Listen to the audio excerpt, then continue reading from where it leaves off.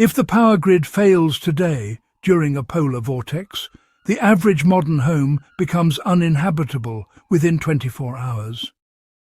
Our houses are essentially drywall boxes wrapped in plastic, designed to rely entirely on forced air systems that pump heat in as fast as it leaks out.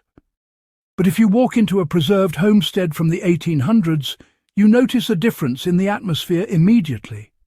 It isn't just warm. The heat feels heavy, permanent and stable.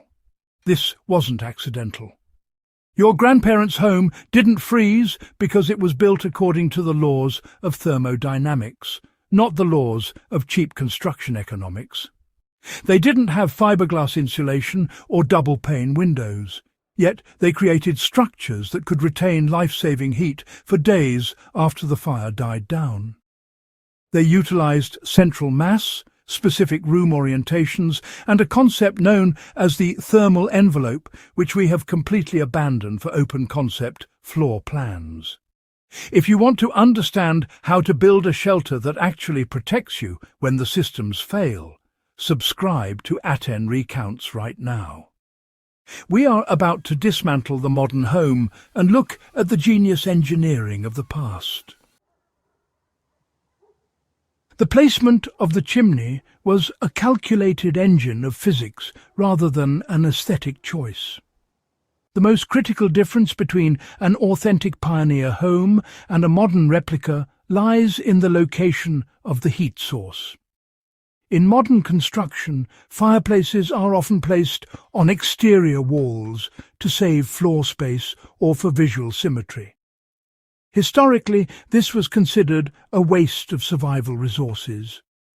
Builders in the 18th and 19th centuries almost exclusively utilized the central chimney plan. They built a massive masonry core, sometimes 10 feet wide at the base, right in the center of the square footage. This massive pillar of brick or stone acted as a thermal battery. As the fire burned during the day, the masonry absorbed the heat. When the fire died down at night, that heat didn't escape to the outside air. It radiated outward into the bedrooms, the kitchen, and the parlour. The house was essentially wrapped around the heat source.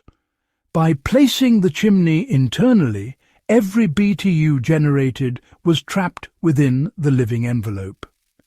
In a survival scenario, this means the difference between the temperature dropping to freezing or maintaining a survivable baseline of 60 degrees purely through the radiation of retained energy. This central masonry mass smoothed out the temperature spikes, holding the warmth of the day's fire and releasing it gently through the night.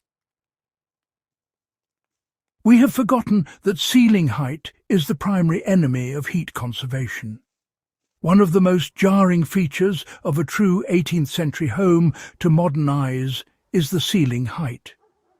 We are accustomed to vaulted ceilings and open lofts, viewing them as signs of luxury. To our ancestors, high ceilings were a sign of ignorance or waste. The physics of heat are simple. Hot air rises. In a room with 12-foot ceilings, the warmest air is trapped in a zone where nobody lives, leaving the occupants at floor level shivering. The low ceiling rule was a deliberate survival choice.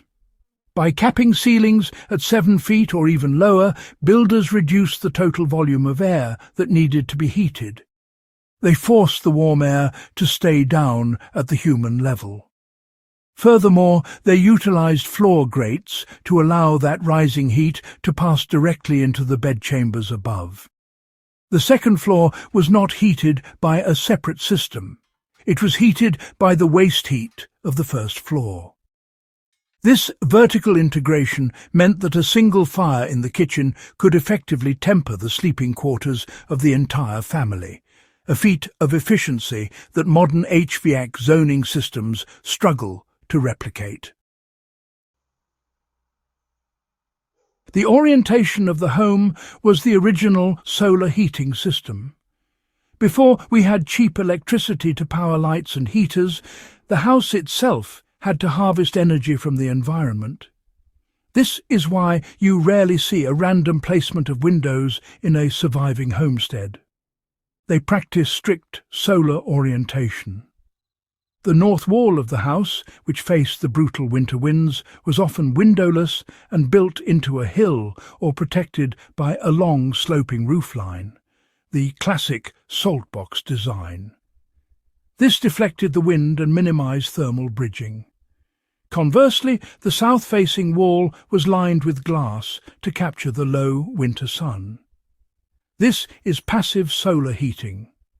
The sunlight would strike the wide plank wood floors or stone hearths inside, converting light into heat, which was then trapped inside the well-insulated envelope. Modern subdivisions ignore the compass completely, facing houses toward the street for curb appeal rather than toward the sun for survival. By simply ignoring the sun, modern architecture forces us to pay for heat that nature was willing to provide for free.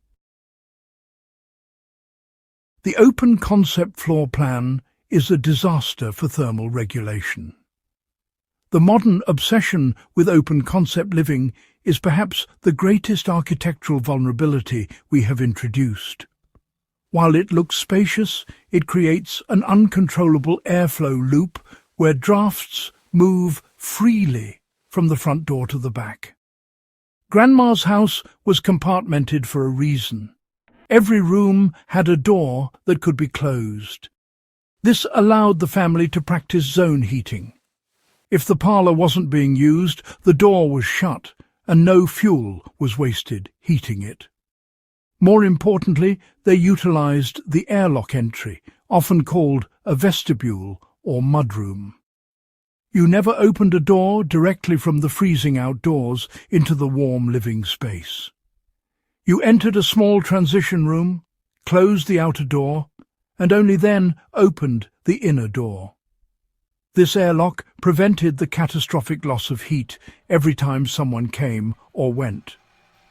By abandoning these barriers, we have built homes that hemorrhage heat the moment a door is cracked open. The survival of the past wasn't about enduring the cold, it was about outsmarting it. By respecting the central chimney, managing air volume, and utilizing solar geometry, our ancestors built homes that were machines of survival. If you are planning to build, or just want to retrofit your current home for resilience, look to the past. The blueprints for the future are already written in the foundations of the 1800s. Subscribe to Atten Recounts for more investigations into the lost technologies that kept us alive.